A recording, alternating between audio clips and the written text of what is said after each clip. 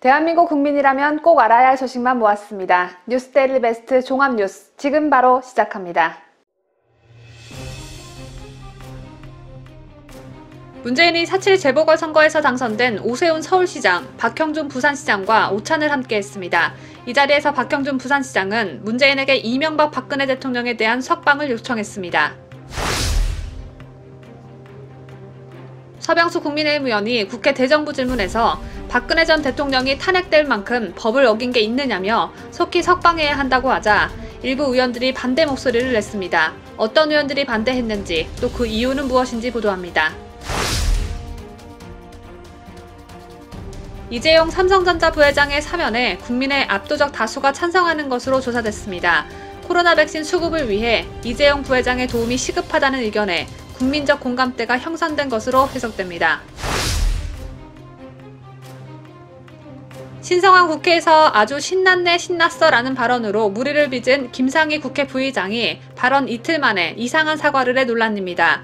김상희 부의장은 사과의 대상인 국민의힘 의원들은 바라보지도 않고 준비해온 사과문만 읽어내려갔는데 대체 누구를 향한 무엇에 대한 사과였는지 알 수 없는 희한한 사과였습니다.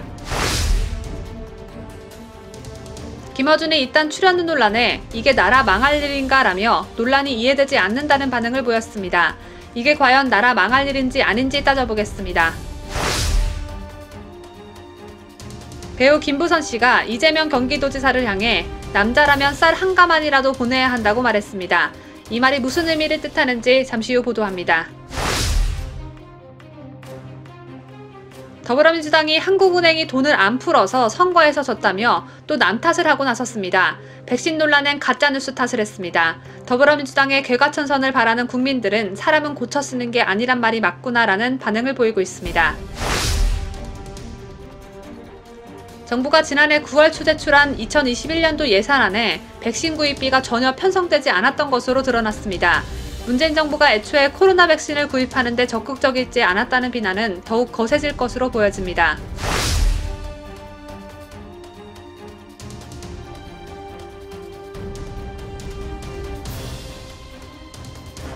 시청자 여러분 안녕하십니까? 뉴스데일리 베스트 민앵커입니다. 올해 초 이낙연 전 더불어민주당 대표가 이명박 박근혜 두 전직 대통령에 대한 사면론을 주장한 이후에 한동안 사그라들었던 이 이슈가 다시 고개를 들고 있습니다. 물론 탄핵 이후부터 지금까지 많은 분들이 박근혜 대통령에 대한 석방을 위해 지속적인 투쟁을 해오셨지만 언론에 기사화되며 이슈가 된 건 홍준표 의원의 주장이 그 시발점이 되었습니다. 홍준표 의원의 박근혜 대통령에 대한 이른바 향단이 발언, 그리고 당대표 시절 출당 조치로 좋지 못한 감정을 가지고 계신 분들도 물론 계시지만 현재의 홍준표 의원의 논리는 가장 현명하다고 생각합니다.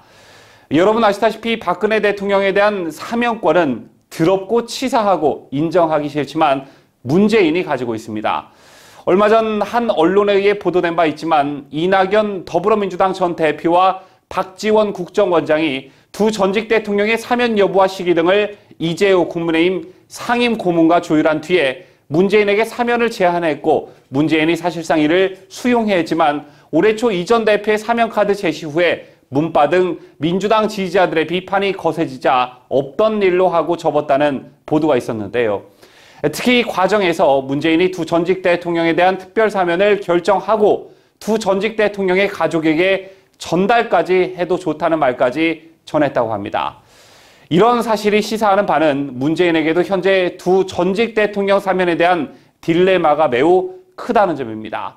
즉 사면을 계속해서 미루자니 나중에 자신에게 불리하게 작용할 것 같고 사면을 허용하자니 임기 말 한 줌밖에 안 남은 지지층마저 떠나갈 것 같고 이게 문재인의 임기 말에 가진 최대 딜레마라고 보는데요. 홍준표 의원이 바로 이 점을 집요하게 파고들고 있는 것입니다. 홍 의원은 얼마 전 자신의 페이스북을 통해 대통령의 통치 행위도 수사 대상이 되고 사법심사의 대상이 된다는 관례를 만든 문재인 대통령은 퇴임 후 누가 후임 대통령이 되더라도 그게 변명할 수 없는 부메랑이 될 것이라고 전곡을 질렀습니다. 홍 의원은 전날에도 자신의 업보로 될 두 전직 대통령도 이젠 사면하시고 늦었지만 화해와 화합의 국정을 펼치시길 기대한다고 촉구한 바 있는데요. 그러면서 홍 의원은 DJ의 사례를 예로 들었습니다. 김대중은 대북 송금 사건에서 조사도 받지 않고 처벌도 받지 않았다고 한 홍준표 의원은 2003년 4월 노무현 대통령 초기 대북 송금 사건을 수사하며 박지원만 구속하고 사실상 송금을 지시한 DJ는 조사조차 하지 않았다며 당시 문재인 청와대 민정수석은 그것을 대통령의 통치행위로 판단했기 때문일 것이라고 말했습니다.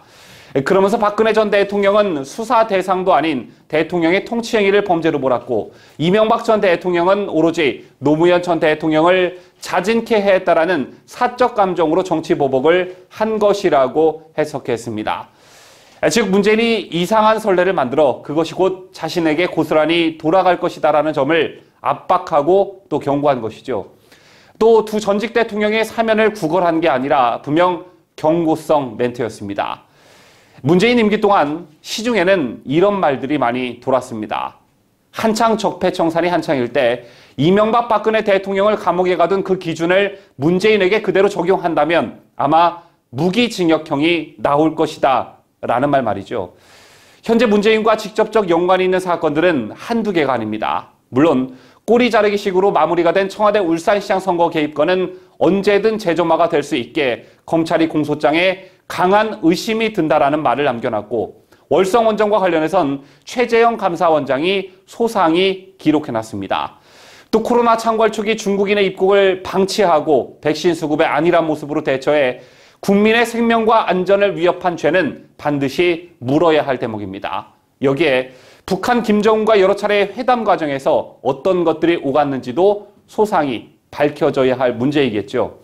4.7 재보궐선거가 야당의 대승으로 끝나며 문재인 레임덕의 토대가 마련이 됐고 이제 이 모든 것은 문재인을 옥죄고 있습니다. 즉 두 전직 대통령을 석방하지 않으면 본인이 위태로워진다는 걸 깨닫는 시간만 남은 것입니다. 이런 가운데 서울, 부산에서 시민들의 압도적 지지를 받고 당선된 오세훈, 박형준 시장이 문재인 면전에서 두 전직 대통령의 사면을 요구했습니다. 관련 소식 김자유 기자가 전해드립니다. 4.7 재보궐선거에서 참패해 코너에 몰린 문재인은 청와대 상춘제에서 오세훈 서울시장과 박형준 부산시장과 오찬을 함께했습니다. 문재인이 제안하고 두 시장이 응해 성사된 첫 대면 만남이었는데요. 문재인이 야당 인사말을 초청해 오찬하는 것은 이례적인 일이라는 언론의 평가가 나올 정도로 문재인 인기 4년, 협치라고는 눈꼽만큼도 찾아볼 수 없었습니다. 비공개로 이어진 오찬에서는 코로나 바이러스 사태, 부동산 문제, 민생경제 회복 등 서울시, 부산시의 주요 현안에 대한 의견이 오간 것으로 전해졌고 메뉴는 호박죽, 쌀밥, 소고기, 묵국이었던 것으로 알려졌습니다. 특히 이날 박형준 부산시장은 문재인에게 전직 대통령은 최고 시민이라고 할 수 있는데 지금 저렇게 계셔서 마음 아프다며 오늘 저희 두 사람 불러주셨듯이 큰 통합 제고해 주시길 부탁드린다고 말했습니다. 사실상 이명박, 박근혜 두 전직 대통령의 사면을 제안한 것입니다. 이에 문재인은 두 분이 수감돼 있는 일은 가슴 아픈 일이다라며 두 분 다 고령이고 건강도 안 좋다고 해서 안타깝다고 말했습니다. 그러나 이 문제는 국민 공감대를 생각하지 않을 수 없고 국민 통합에 도움이 되도록 작용이 돼야 한다고 덧붙였습니다. 여기서 문재인이 말한 국민적 공감대는 그 잘난 촛불 시민을 지칭한 것으로 해석됩니다. 자유대한민국을 수호하는 유대배 강추천입니다. 국민의힘 등 야권을 중심으로 이명박 박근혜 두 전직 대통령 사면에 대한 논의가 이어지고 있는 가운데 국민의 50.2%는 사면에 반대하는 것으로 나타났습니다. 반면 국민의 44.8%는 사면에 찬성한다고 답해 사면에 대한 국민 여론은 여전히 분열돼 있는 것으로 나타났는데요. 이 여론조사에서 주목할 만한 점이 있습니다. 문재인이 국정 운영을 매우 잘한다고 답한 층에선 사면 반대가 93%에 이른 반면 문재인이 국정 운영을 매우 잘못한다고 대답한 층에서는 사면 찬성이 75.9%에 달했다는 점입니다. 데일리안이 여론조사 전문기관 RN서치에 의뢰해 지난 19일부터 20일 실시한 4월 셋째 주 정례조사에 따르면 국민 과반인 50.2%는 다가오는 8.15 광복절에 이명박 박근혜 전 대통령을 특별 사면하는 것에 대해 반대한다라고 밝혔습니다. 찬성한다는 의견은 44.8%로 찬반 격차는 5.4%포인트로 오차범위 내였습니다. 지역별로 살펴보면 사면론에 대한 찬반 의견은 더욱 팽팽하게 갈렸습니다. 우선 서울의 경우 찬성 46.7%, 반대 48.6%로 격차가 1.9%포인트에 머물렀고요. 사면에 대한 반대 여론은 전남, 광주, 전북 찬성 23.5%, 반대 69.4%로 가장 높았고 경기 인천 찬성 36.1%, 반대 59.7%가 뒤를 이었습니다. 반면 대전, 충청, 세종 찬성 55.3%, 반대 41.3%, 강원, 제주 찬성 50.2%, 반대 45%, 부산, 울산, 경남 찬성 53.9%, 반대 37.5%, 대구, 경북 찬성 62.8%, 반대 35.2%는 두 전직 대통령을 사면해야 한다는 의견이 더 많았습니다. 특히 문재인의 국정 지지율과 정치 성향에 따라서 사면에 대한 의견이 더욱 극명하게 갈렸습니다. 문재인이 국정 운영을 매우 잘하고 있다고 평가한 국민 중 93%는 사면에 반대한다고 답했습니다. 이들 중 사면에 찬성한 비율은 5.9%에 불과했습니다. 반면 매우 잘못하고 있다고 평가한 국민은 75.9%가 사면에 찬성했고 반대한 비율은 18.7%에 그쳤습니다. 또 자신의 정치 성향이 보수라고 응답한 계층에서는 사면에 찬성한다는 비율이 74.1%, 반대는 24.3%였고 중도 보수에서는 찬성 60.1, 반대 35.4%였습니다. 반면 자신의 정치 성향을 진보나 중도 진보라고 한 계층에서는 사면에 대한 반대 여론이 각각 76.7%, 73.9%였고 찬성 여론은 각각 22.2%와 22.4%였습니다. 이상으로 박근혜 이명박 대통령에 대한 8.15 특별 사면에 대한 여론조사 결과를 상세히 보도해드렸는데요. 보셔서 아시겠지만 전체적으로는 44대 50으로 반대 여론이 아직 높지만 광주, 전라 지역과 이재명이 높은 지지를 받고 있는 경기, 인천 지역만 빼고는 전 지역에서 찬성 여론이 높다는 점에 비춰봤을 때 반대 여론은 광주, 전라, 경기, 인천 지역이 주도하고 있을 뿐 전국적 대세는 아니다라는 점을 알 수 있습니다. 또 성향별로 보더라도 이번 4.7 재보궐선거에서 키포인트로 꼽혔던 중도층에서도 사면 찬성 여론이 높았다라는 게 인상적입니다. 특히 주목할 점은 문재인이 국정 운영을 매우 잘못하고 있다는 층과 매우 잘한다고 응답한 층에서의 의견이 극명히 갈렸다는 건데 왜 제가 이 점을 강조드리냐면요. 국민의힘이 두 전직 대통령에 대한 사면론에 절대 움츠려들지 말고 끌려다니지 말고 쫄지 말고 적극적으로 두 전직 대통령의 사면을 당론으로 채택해도 된다라는 말씀을 드리고 싶은 겁니다. 계속해서 강조드리지만 광주, 전라, 이재명이 지사로 있는 경기, 인천 지역만 빼고는 전 지역이 사면 찬성이 높은 상황에서 또 보수는 물론 중도층도 사면 찬성 쪽으로 많이 기운 상황에서 국민의힘이 망설일 필요가 없다는 건데요. 특히 반문 성향을 띠고 있는 국민들만 떼놓고 봐도 찬성 여론이 압도적으로 높다는 점도 국민의힘이 적극 이를 활용할 필요가 있다고 봅니다. 다만 젊은 층에서 아직 반대율이 높다라는 점이 좀 걸리지만 이는 국민의힘이 젊은 층들을 설득해야 할 과제인 것이죠. 현재 국민의힘에서는 두 전직 대통령에 대한 사면론을 놓고 당이 두 동강이 나 있는 상태입니다. 어떤 분위기가 감지되고 있는지 계속해서 강추천 기자가 보도합니다. 서병수 국민의힘 의원은 국회 대정부 질문에서 저를 포함해 많은 국민들은 박 전 대통령에 대한 탄핵이 잘못되었다고 믿고 있다며 과연 박 전 대통령이 탄핵될 만큼 위법한 짓을 저질렀는지 사법 처리되어 징역형에 벌금에 추징금을 내야 할 정도로 범죄를 저질렀는지 전직 대통령을 이렇게까지 괴롭히고 방치해도 되는 것인지 보통의 상식을 가진 저로서는 이해하기가 힘들다고 말했습니다.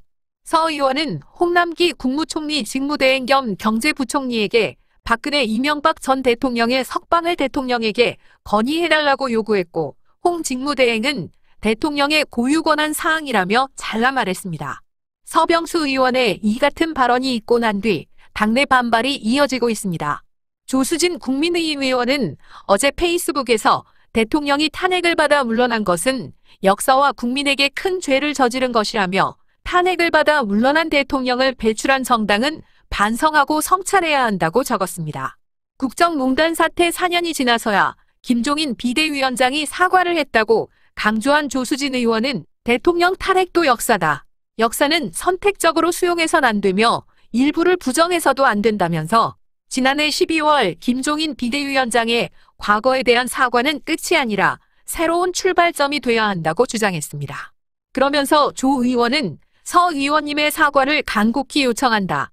국민의힘이 진짜 변하고 있음을 보여주시길 간곡히 요청한다며 서 의원이 전날 발언에 대해 공개 사과할 것을 촉구했습니다. 또한 홍준표 무소속 의원의 복당을 공개적으로 반대하고 나선 김재섭 국민의힘 비상대책위원도 반발했습니다. 김종인 퀴즈로 불리는 김재섭 비대위원은 이번 선거를 통해 민주당이 회초리 3개 맞는 것을 보고서도 떠오른 게 없는지 우리 당 의원들께 진지하게 묻고 싶다고 말했습니다. 이처럼 전직 대통령 사면론을 놓고 국민의힘 내 갈등이 커질 가능성이 높아지고 있습니다. 주로 중진 다선 의원들과 초선 의원들 간의 대립 양상인데 초선 의원들은 사면에 반대하는 기류가 강하고 중진 다선 의원들은 친이 친박, 탄핵 찬성 반대를 가리지 않고 사면 찬성 기류가 강한 분위기입니다. 자유대한민국을 수호하는 유대배 강추천입니다. 4.7 재보궐선거 야권 단일화 과정에서 여론조사를 하루 앞두고 안철수 국민당 대표가 통합카드를 던졌었죠. 구체적인 로드맵도 제시했는데 먼저 통합 선거 대책위를 만들어 기반을 다진 후에 합당을 진행하고 그 다음은 범야권 대통합 단계로 나아가겠다는 계획을 밝혔습니다. 안철수 대표는 당시 단일 후보 여부와는 상관없다는 말도 덧붙였는데 단일화 국면 이후에는 조건 없는 합당을 이루겠다는 뜻을 분명히 했습니다. 자, 그런데 선거가 끝나고 오세훈 후보는 안철수 국민의당 대표의 현 비서실장을 정무부시장에 내정하면서 선거 전에 약속한 서울시 공동 운영의 약속을 지켰지만 조건 없는 합당을 이루겠다는 안철수 대표는 여러분 아시다시피 민기적거리고 있습니다. 자, 때문에 국민의힘과 국민의당의 합당이 올해 가을까지 또는 내년으로 미뤄질 수 있다는 전망이 나오고 있습니다. 보도에 김자유 기자입니다. 국민의힘은 일단 이번 주까지 국민의당의 당원 의견 수렴 과정을 지켜보겠다는 입장을 나타내고 있습니다. 앞서 의원총회 등을 통해 통합 찬성으로 가닥을 잡은 주호영 당대표 권한대행 겸 원내대표는 국민의당에서 당원들이 허락을 안 해서 합당을 안 하겠다고 하면 그것으로 더 이상 진행이 안 될 것이고 합당을 허락하면 논의되는 것이라고 다소 냉소적으로 말했는데요. 당초 통합 논의에 적극적이었던 주 권한대행이 합당의 공을 국민의당으로 넘기면서 관망 자세로 돌아선 것으로 풀이됩니다. 이와 관련해 국민의힘 내부에선 통합 논의를 6월로 예상되는 차기 지도부 선출 이후로 미뤄야 한다는 얘기도 나옵니다. 당대표 출마를 준비하는 조경태 의원은 한 라디오 인터뷰에서 현재 국민의힘 비대위 체제는 정통성 부분에서 문제가 될 가능성이 상당히 많다며 당원들의 권리 행사, 의사를 통해서 통합 문제를 푸는 것이 낫지 않겠냐는 입장이라고 말했습니다. 앞서 성일종 비상대책위원도 원내대표 선출과 당 지도부 선출 등 절차적 과정을 끝내고 통합에 대한 결정을 하는 게 맞다며 새로운 지도부가 전략적 판단을 해서 결정해도 늦지 않는다고 밝혔습니다. 국민의당도 서두르지 않는 모습입니다. 안철수 대표는 21일 광주에서 당원들과 간담회를 갖고 합당 문제를 논의했습니다. 이날 간담회에선 호남 지역 당원들의 반대가 나올 것이 확실시되면서 합당 분수령으로 여겨지고 있습니다. 앞서 영남 지역 당원들은 합당에 찬성하고 충청권 당원들은 신중론을 펼친 것으로 알려졌습니다. 현재 국민의당은 국민의힘 일각에서 제기되는 흡수 통합과 관련해 일고의 가치도 없다는 입장입니다. 정치권 안팎에선 서울시장 보궐선거 야권 후보 단일화 과정에서 패배한 안 대표가 당분간 중도 실용 이미지 부각 등 정치적 입지를 다진 뒤에 합당 추진에 나서지 않겠느냐는 관측이 나옵니다. 아울러 합당이 추진되더라도 통상적으로 발생하는 지분 정리와 재산 고용 승계 등에 대한 협의도 해야 하는 만큼 실질적 통합은 9월 이후로 늦춰질 것이란 전망이 나옵니다. 안 대표는 최근 언론 인터뷰에서 2018년 국민의당 바른정당 통합 때 당원 투표로 속전속결 결론을 냈는데 당원들이 상처를 입었다며 그 실수를 반복하지 않으려 당원 의견을 신중하게 듣고 있다고 말했습니다. 자유대한민국을 수호하는 뉴스데일리 베스트 김자유입니다. 대권 행보에 뛰어든 원희룡 제주지사가 내년 6월 치러지는 지방선거에 불출마 의사를 밝혔습니다. 원 지사는 21일 열린 제394회 제주도의회 임시회 제2차 본회의 도정질문 도중 대권 도전에 관해 묻는 양영식 의원의 질문에 이같이 말했는데요. 원 지사는 두 차례 제주도의 책임을 맡아 도정 운영을 했으면 내년 도지사 선거와 그 이후 도정은 새로운 리더십에 넘기는 게 맞다라며 이 자리에서 분명히 말씀드릴 수 있는 것은 내년 도지사 선거에는 출마하지 않겠다고 말했습니다. 당내 경선에 자신 있느냐는 질문에 원 지사는 앞으로 당내 경선이 11월에 예정돼 있다. 6개월 남아있고 내년 대선까지 10개월 남았다며 올해 1년은 조선시대 500년만큼 긴 역사적 드라마가 될 것으로 생각한다라고 말했습니다. 국회 본회의장에서 야당 의원들을 향해 아주 신났네, 신났어 라고 발언해 논란을 일으킨 더불어민주당 소속 김상희 부의장이 발언 다음 날엔 사과하지 않다가 이틀 만인 어제 사과했습니다. 그런데 사과가 어거지로 등 떠밀려서 하는 수준이었어서 오히려 논란을 더욱 키우고 있습니다. 김상희 부의장은 21일 박병석 국회의장을 대신해 교육, 사회, 문화 분야 국회 대정부 질문을 주재하기에 앞서 이같이 말했습니다. 저의 혼잣말이 의도치 않은 오해를 낳았습니다. 의원님들께 유감스럽다는 말씀을 드립니다. 앞서 김상희 부의장은 지난 19일 정부를 강하게 비판한 허은하 국민의힘 의원이 대정부 질문을 마친 후 같은 당 의원들의 격려를 받자 아주 신났네, 신났어 라고 혼잣말을 했습니다.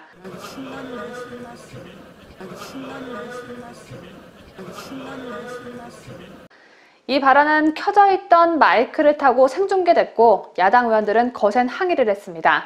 다음 날 20일 대정부 질문에선 국민의힘 의원들이 김상희 부의장에게 사과를 요구했는데 김상희 부의장은 허허참이라며 내가 뭘 잘못했다는 식의 태도를 보였고 이에 분노한 국민의힘 의원들은 항의의 뜻으로 본회의장에서 일제히 퇴장했습니다.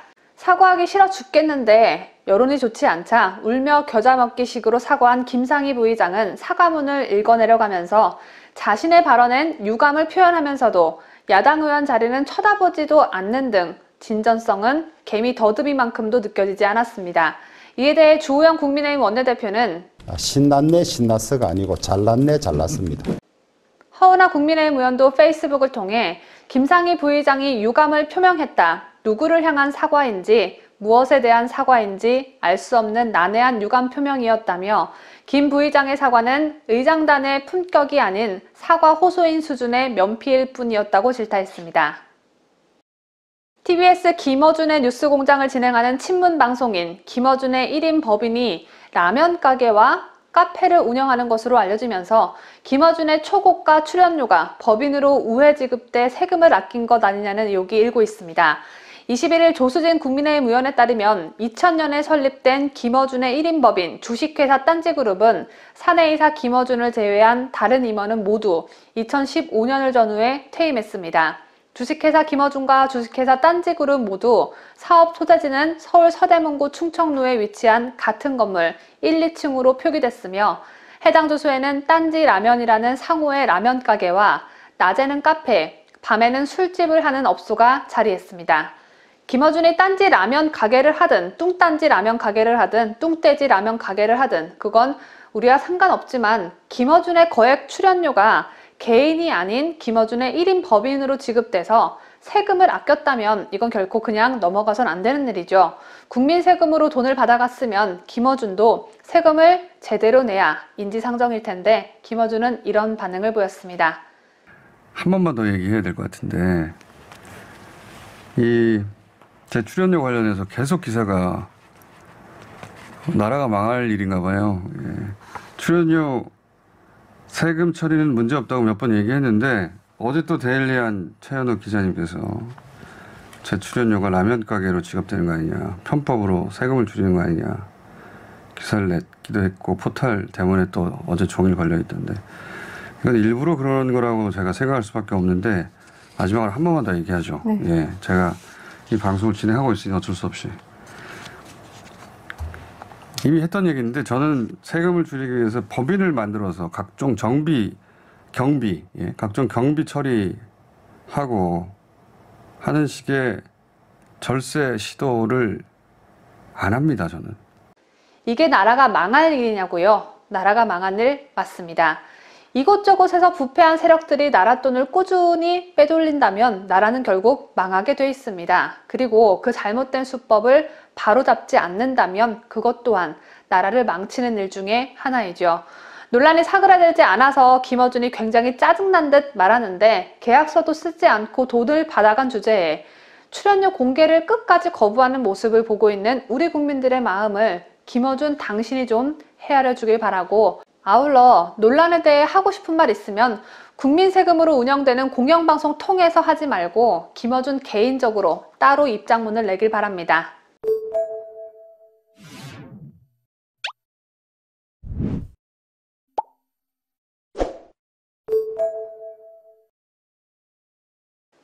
배우 김부선 씨가 이재명 경기도지사를 상대로 제기한 3억 원의 손해배상 청구 소송 재판에 출석하면서 이재명이 남자라면 쌀 한 가마니라도 보내야 한다고 말했습니다.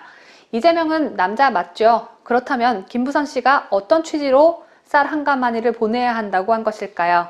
서울 동부지법 민사 16부 우관재 부장판사는 21일 오후 김부선 씨가 이재명을 상대로 낸 손해배상 청구 소송 첫 변론기일을 진행했습니다. 법률대리인인 강용석 변호사와 함께 재판에 출석한 김부선 씨는 재판 시작 전 희망 없다고 생각했다. 민사는 형사하고 다르다는 네티즌들의 댓글을 보고 강용석 변호사 혼자 하라고 했다가 달려왔다라고 말했습니다. 김부선 씨는 이재명을 향해 국민을 위해 희생하는 것처럼 하면서 당신이랑 만났던 여자인 내 상처를 보듬어주고 쌀이라도 한 가마니 보내야 남자 아닌가라며 부끄러운 줄 알라고 말했습니다. 그러면서 당신도 아들 둘이 있는데 우리 딸에게 부끄러워하고 감사해하라 라고도 말했습니다. 쌀 한 가마니의 뜻은 내가 이재명 너 때문에 이렇게 상처를 받았으니 보상 차원에서 쌀이라도 좀 주고 상처를 아물게 해줘야 하는 거 아니냐, 이런 뜻으로 풀이됩니다. 법정에선 김부선 씨는 임종석, 박선숙 씨와도 통화에 억울함을 호소했고 정청래 등 민주당 386 세대에게도 다 말했다며 정치적으로 재판하지 말고 이 가여운 배우의 부당함을 돈으로라도 보상받게 해달라고 호소했습니다. 그러면서 그래야 제가 살 것 같다며 눈물을 흘렸습니다. 김부선 씨는 2018년 9월 이재명 경기지사를 상대로 3억 원의 손해배상 청구 소송을 낼 당시 이재명 지사에 의해 허언증 환자로 몰려 정신적, 경제적 손해를 입었다면서 그의 거짓말이 법의 심판을 받게 할 것이라고 했습니다. 김 씨는 앞서 이재명을 형사고소하기도 했지만 취하했고 현재는 민사소송만 진행 중에 있습니다. 4.7 보궐선거 참패 후 정신을 못 차릴 줄 알았던 더불어민주당이 예상대로 정신을 못 차리고 있어 논란입니다. 더불어민주당이 은행이 대출을 안 해줘서 유권자들이 보궐선거에서 민주당을 심판한 것 같다며 이번 선거 참패의 원인을 은행 탓으로 돌렸습니다. 또 남 탓, 그놈의 남 탓을 한 것인데 은행이 대체 무슨 죄랍니까? 정말 뚱딴지 같은 소리가 아닐 수 없는데, 뿐만 아니라 백신 논란에 대해서는 가짜뉴스 탓을 했습니다. 해외 언론들도 국내 백신 수급 상황이나 접종 상황에 대해 듣도 보도 못한 르완다라는 나라보다 우리나라가 뒤처지고 있다고 보도를 하는데, 그럼 그 해외 매체들도 더불어민주당의 원망이 대상이 돼야겠습니다. 어제였던 21일 윤호중 더불어민주당 비상대책위원장 겸 원내대표는 상생과 통일포럼에서 위기 극복에는 정부 역할 못지않게 금융 역할이 중요하다며 한국은행을 강하게 질타했습니다. 코로나 위기 극복을 위해 한국은행이 정부의 요구를 무조건적으로 따라라 라는 식의 협박성 발언으로 풀이됩니다. 더불어민주당 소속 윤우덕 국회 기획재정위원장은 담보가치만큼 대출해주던 은행에서 정부 방침 때문에 대출할 수 없다고 한다며 유권자들이 이 얘기를 듣고 민주당을 심판한 것 같다고 주장했습니다. 대출이 이뤄지지 않으면서 민심이 악화됐다는 것입니다. 남 탓하는 것도 참 가지가지입니다. 민주당은 또 코로나 백신 수급 상황에 대한 여론이 악화되자 가짜뉴스와 야당을 비난하고 나섰습니다. 이날 윤호중 민주당 비대위원장은 비대위 회의에서 가짜뉴스가 국민 불안을 부추기고 있다며 정치권은 객관적 자료에 기반한 비판을 해야 할 것이라고 말했습니다. 백신이 언제 들어올 거다. 아스트라제네카 백신을 믿고 접종해달라. 이렇게 맨날 허언증 환자 같은 말만 하고 있으니 정부 여당에 대한 국민들의 불신과 불안이 날로 커져가고 의구심은 덤으로 따라붙는 겁니다. 백신에 대한 사실들을 계속해서 부인하고 자책하지 않는 더불어민주당의 모습은 지극히 더불어민주당답습니다.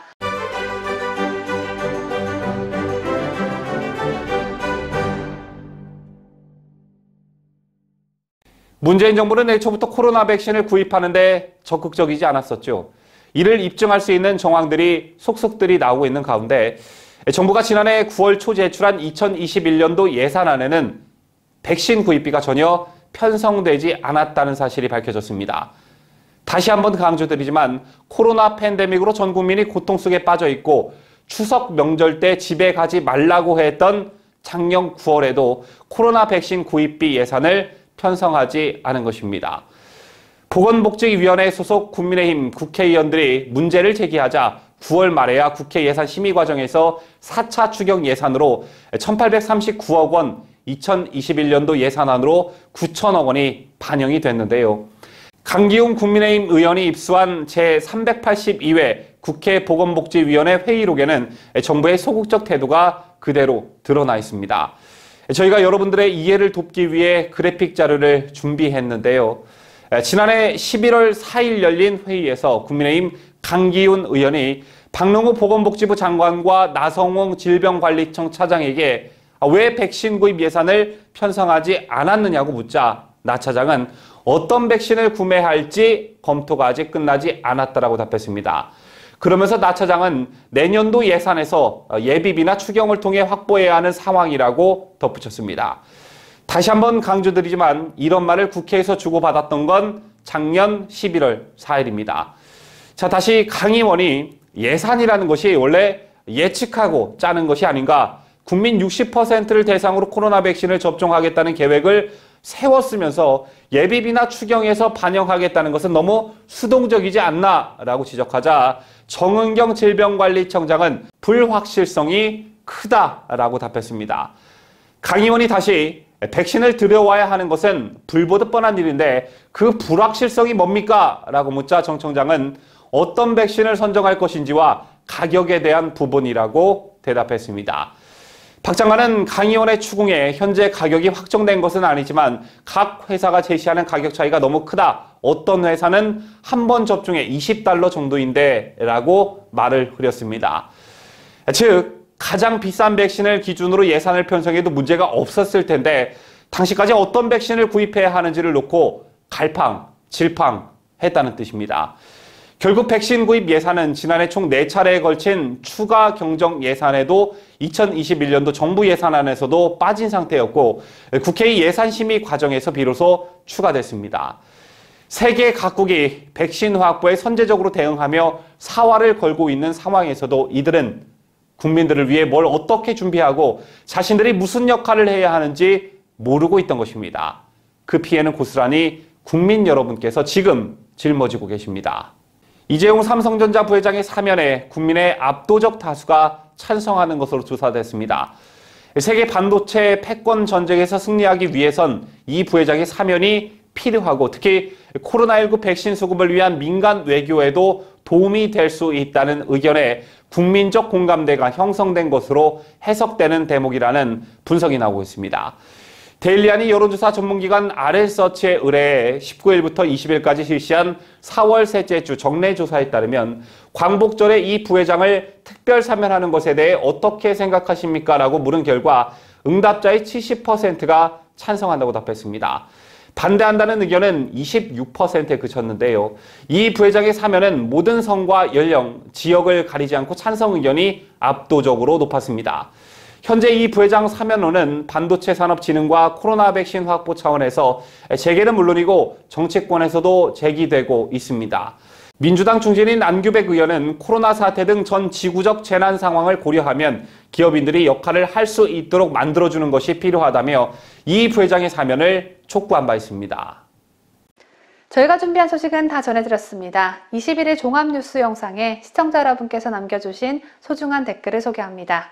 이동희님께서 남겨주신 댓글입니다. 이상직, 딸의 안전을 위해서 회사 돈으로 포르쉐 사주고 이상지가 김정은이 타는 벤츠 마이바흐 방탄차가 더 안전하다. 네 딸 차 벤츠로 바꿔줘라. 회사 돈 또 훔쳐서. 딸의 안전을 위해 회사 돈으로 고가의 외제차를 사준 것이라고 말한 더불어민주당 출신 이상직에 대한 비난이었는데요. 이상직은 어제 국회에서 체포동의안이 가결돼서 구속될 처지에 놓였죠. 그런데 투표가 시작되기 전 이상직이 투표권을 쥔 동료 의원들에게 한 말도 참 웃겼습니다. 검찰에 당한 치욕, 의원 여러분도 당할 수 있습니다. 이게 이상직이 한 최후 발언입니다. 나는 잘못한 게 없는데 검찰이 나를 범죄자로 만들고 있다. 당신네들도 언제 어느 때 나처럼 당할지 모르니 내 억울한 사정을 좀 봐줘서 체포동의안에 찬성하지 말고 반대표를 던져주세요. 라는 의미인데 참 유치찬란한 호소가 아닐 수 없습니다. 다음으로 서승모님께서 남겨주신 글입니다. 김종인, 꼭 필요한 때 국가일에 나서서 연륜이 묻어나는 지혜를 국민을 위해 내어준 것에 국민의 한 사람으로 고마움을 표합니다. 이제는 자제하고 지켜볼 때라 생각되네요. 김종인 전 위원장이 꼬붕이라는 비속어까지 사용하면서 일부 국민의힘 의원들과 말씨름을 하고 계신 데 대한 의견이었습니다.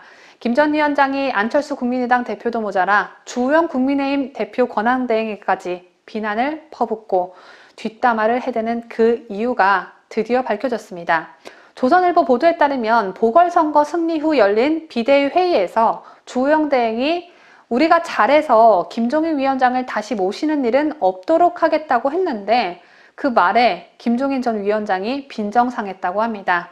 바로 어제 뉴스에서 제가 이 부분을 언급해드린 바 있는데 제 추측이 맞았습니다.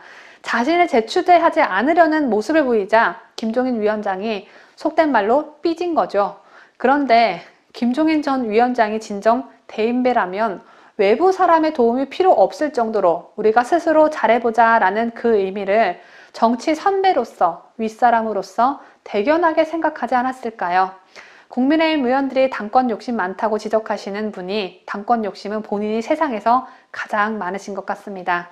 오늘 소개해드린 이동희님과 서승모님 외에도 댓글 남겨주신 모든 분들께 감사하다는 말씀 드립니다.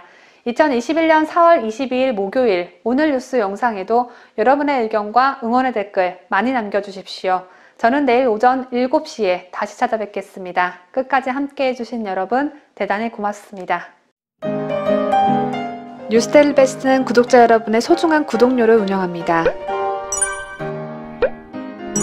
여러분의 자발적 구독료 참여를 기다립니다.